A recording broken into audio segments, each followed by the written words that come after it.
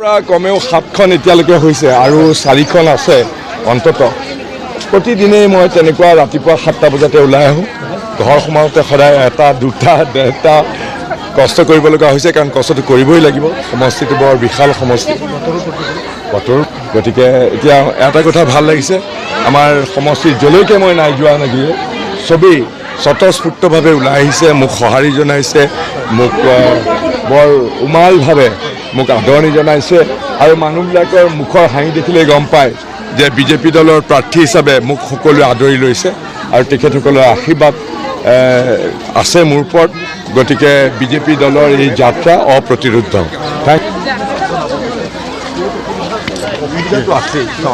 মই এইটোৱেই কথা কৈছোঁ যে যেতিয়া জনপ্ৰতিনিধিজন আন্তৰিকতাপূৰ্ণ ব্যক্তি হয় যদি সংবেদনশীলতা থাকে তেতিয়াহ'লে যিকোনো সমস্যা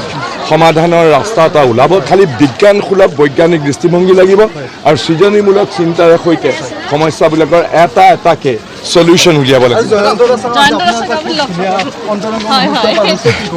নাই তেওঁৰ মনততো খুব আছেই চাওক তেওঁ ইমান দিনৰ পৰা বিজেপি দলৰ হৈ পেলাই কাম কৰি আছিলে মোক বিজেপি দলৰ নেতৃত্ব ইয়াত যেতিয়া উঠিবলৈ ক'লে তেতিয়া তেওঁৰতো মনত অলপ দুখ লাগিবই ন মই সেইটো বুজি পাওঁ সেইকাৰণে মই তেওঁক কৈছোঁ যে মই মুঠেও তেখেতৰ যিখিনি আশা আকাংক্ষা আছে তাক মই সদায় সন্মান কৰিম আৰু আমি একেলগে কৰাৰ বহুত পৰিসৰ আছে গতিকে আমি একেলগে কাম নকৰোঁ কিয়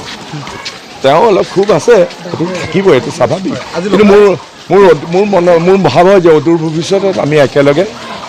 কাম কৰিব পাৰিম থেংক ইউ